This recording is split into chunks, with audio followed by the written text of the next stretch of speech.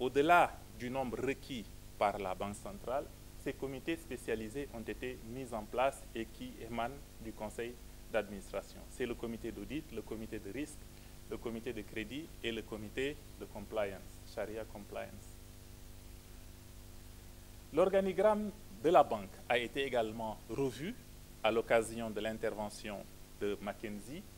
De 4 ou 5 directions, nous sommes passés à 9 directions. Donc, toutes nos implantations vont travailler sur la base de ce modèle organisationnel. Le capital humain, nous avons tenu à le mettre à niveau.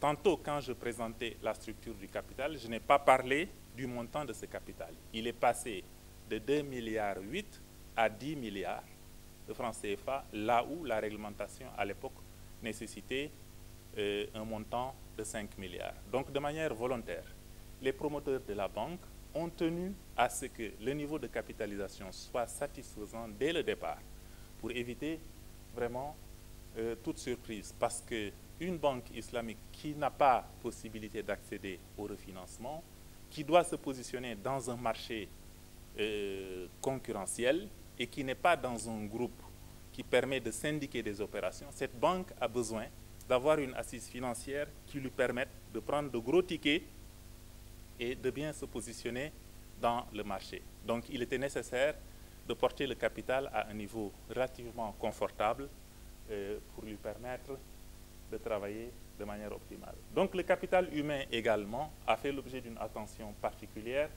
avec des programmes de formation, de gestion des carrières, de gestion des rendements et de transformation interne.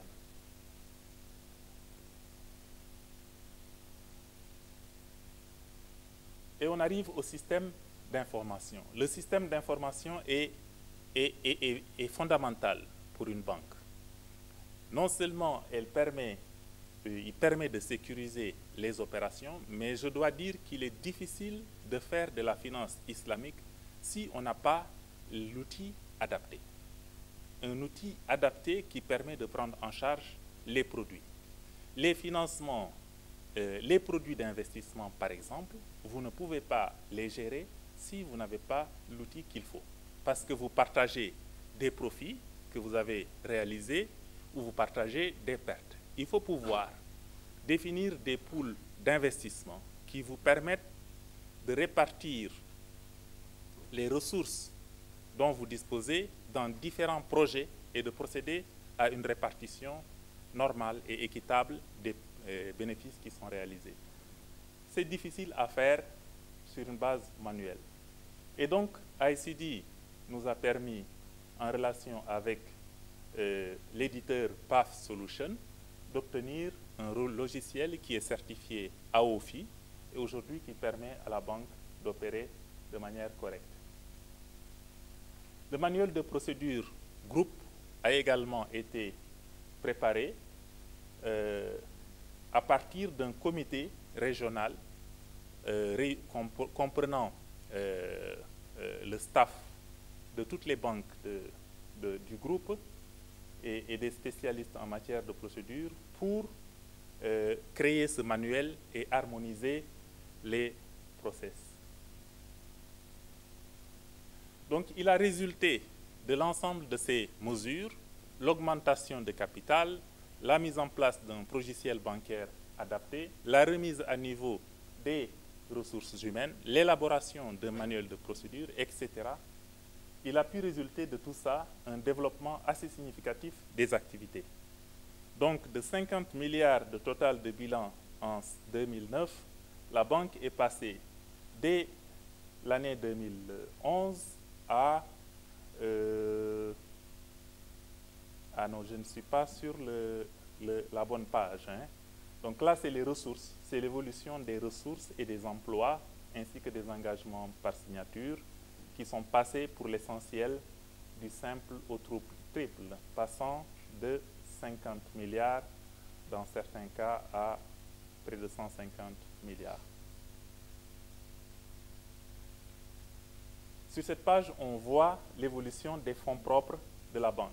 L'augmentation de capital portée sur 10 milliards, vous vous souvenez qu'on était passé de dans un premier temps de 1,7 milliard à 2,8 milliards, restructuration non réussie, et de 2,8 milliards à 10 milliards.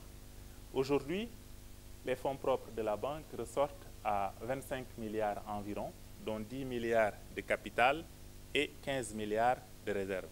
Ces réserves-là résultent de l'affectation de résultats bénéficiaires cumulés, ce qui en dit long sur la politique de dividendes des actionnaires de cette banque. Donc ce tableau résume l'évolution du total des actifs de 52 milliards à 165 milliards à fin septembre, fin octobre 2014. Donc les dépôts également sont passés de 41 milliards à 124 milliards. Les emplois ont connu une bonne évolution et le résultat est bénéficiaire, donc depuis l'arrivée de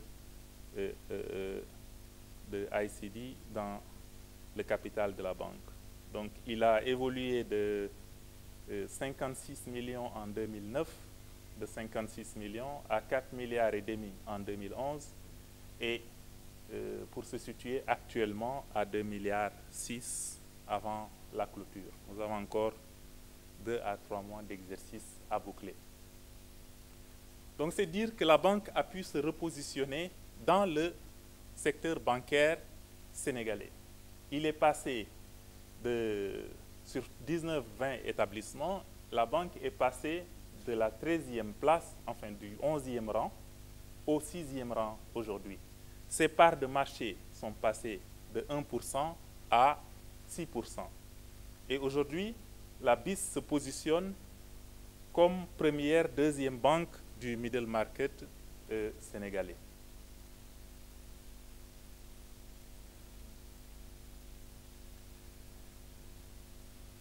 Donc cela a été possible. Je vais trouver peut-être la transition avant de parler des produits. La stratégie commerciale déclinée ou définie par McKinsey et ICD consistait à scinder l'activité financement de la banque en une partie commerciale et une partie technique. Donc l'exploitation fonctionne sur la base d'une séparation maintenant entre la fonction commerciale et la fonction étude. Les marchés ont été segmentés en grandes entreprises, PME, PMI, professionnels et particuliers. Et donc, la réorganisation commerciale et les produits. Donc, un workshop interne a permis à la banque de travailler à l'élaboration de nouveaux produits de financement. L'offre était faible. Elle a été faible pendant très longtemps. Elle ne répondait pas aux besoins de la clientèle et, bien entendu, la banque tardait à se développer. Ces nouveaux produits ont fait l'objet d'une étude de marché approfondie, d'un travail d'échange en interne et de la définition d'un plan commercial pour une bonne pénétration du marché. Donc, nous avons utilisé divers canaux, la presse écrite, les ponts de Dakar. Pour ceux qui connaissent Dakar, la campagne commerciale avait ciblé des supports comme les ponts et passerelles, les magazines, les journaux, les radios, pour définir cette gamme de produits. Des dépliants vous ont été distribués tout à l'heure. Donc vous avez ici complètement en haut à gauche le produit que nous appelons Gunge. Il a été fait un choix également assez atypique de donner à ces produits, pour une bonne pénétration, une bonne acceptation par le public, de leur donner une coloration locale, des appellations en langue locale. Donc le produit Gunge est un produit d'épargne destiné aux enfants mineurs hein, le client a la possibilité d'ouvrir un compte pour